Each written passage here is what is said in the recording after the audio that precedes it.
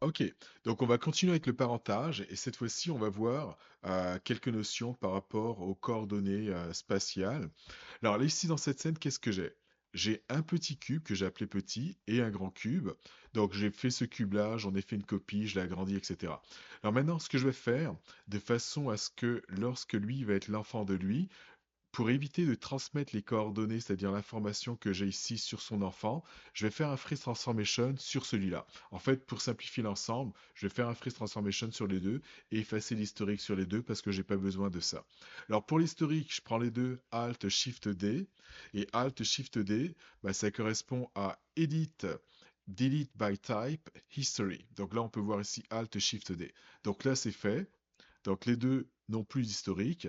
Maintenant, le Freeze Transformation, donc je vais prendre encore les deux et je vais aller ici sous Modify, Freeze Transformation. Donc là, c'est fait. Maintenant, comme prévu, je fais en sorte que lui, le petit, soit l'enfant du grand. Donc je prends le petit, ensuite le grand, Shift Select le grand, Edit Parent, ou encore la touche P, là c'est fait. Alors, je peux essayer ça, donc je peux voir que si je prends le grand, bah, il entraîne le petit, comme on peut le voir ici, et si je prends le petit, bah, lui il est indépendant. Donc undo, j'ai tout replacé au point de départ. Alors là maintenant, ce que je vais faire, c'est que je vais m'assurer de sélectionner le grand, et je vais le déplacer de 10 unités en Y. Donc là c'est fait, et en X, je vais le déplacer de 3 unités. Donc 3 entrées. Alors là, je suis pas dans la bonne vue. Donc si je me mets dans cette vue-là, parfait. Et là, on devrait voir qu'il s'est déplacé de 3 unités. Donc si je le mets à 0, avant c'était là. Et là, 3, parfait. Donc là, ça s'est vraiment déplacé. Alors la question à se poser, on sait qu'il y en a un ici, un petit, ça serait de savoir quelles sont ses coordonnées. Donc lui, on peut voir que c'est 3, 10 et 0 en Z. Et ça, c'est le grand. Le petit. Ben, le petit, on peut voir que c'est 0. Donc en gros, la notion qu'on va voir ici, ça va être les coordonnées par rapport finalement dans ce cas-là, c'est son parent. Donc il est à 0 unité par rapport à son parent. Donc il vit dans l'espace de son parent. Alors que lui, n'est parenté à rien, enfin à part au monde. Donc du coup, il est dans l'espace monde, world space, et donc ses coordonnées en ce moment, on peut les voir par rapport au monde. Et là, bah, comme ce qu'on avait vu ici, ça c'était mon zéro. Je suis monté de 10 unités, et là j'ai été sur le côté droit de 3 unités. Donc voilà, c'est ce qui est en termes de notion d'espace. Alors je vais sélectionner le cube qui est petit ici. Et là, ici, à cet endroit-là, je vais cliquer.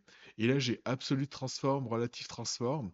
À titre de rappel, ce qu'on appelle les transforms, c'est Translate, Rotate, Scale. Ça va être ce qui va nous permettre de transformer notre objet, donc le tourner, l'agrandir et le déplacer. Et là, je vais mettre en Absolute Transform. Donc là, je suis en Absolute. Il est toujours sélectionné. Je vais lui dire, de façon absolue, j'aimerais que tu te mettes à la position 0, 0, 0. Entrée.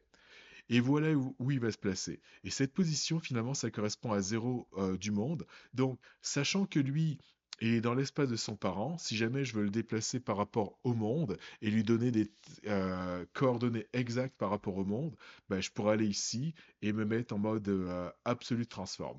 Donc voilà ce que ça fait. Par contre, si je prends ça et que je mets tout ça à 0, ben, le 0, 0, ça va être par rapport à son parent. Alors je vais faire un undo pour qu'on constate quelque chose. Lui, il avait en positif 3 et 10, et lui, pour pouvoir se mettre à 0, bah, on peut voir qu'il a encore 3 et 10, mais cette fois-ci en négatif. Alors, on va continuer avec la notion d'espace. Donc là, on était dans, bah, lui, dans l'espace de son parent. Alors lui, je vais le mettre à 0, ici. Parfait.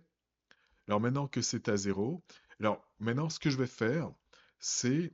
alors je vais prendre lui et je vais décider de en X le mettre à 5 unités. Entrée, alors 5 entrées. Et là, si je regarde ici mon channel box, on peut voir que Translate est à 5. Ok, parfait. Maintenant, ce que je vais faire, c'est que je vais déplacer ça de façon aléatoire. Exemple, là, j'ai 1.905. Et là, je vais encore écrire ici dans mon X 5. Ben, on peut voir que ça nous donne 5. Rien de nouveau. Undo. Donc là, j'ai fait un undo. Comme on peut voir, là, je suis à 1.905. Et cette fois-ci, je vais changer ça pour relatif, transform. Et en X, je vais lui donner comme valeur encore 5. Et plutôt que de se mettre à 5, il va se mettre à 5 relatif à la position initiale qui était de 1.905. Donc ça devrait nous donner 6.905. On essaye ça. J'appuie sur 5. Entrée. Donc il est déplacé de 5 unités par rapport à sa position initiale. Et on peut voir qu'on a 6.905. Et là, bien entendu, on a toujours l'enfant dont les coordonnées sont égales à 0. Alors, on va voir plus tard au niveau du groupe et on va voir pourquoi ça peut être vraiment très intéressant, c'est-à-dire d'utiliser ce genre de choses-là.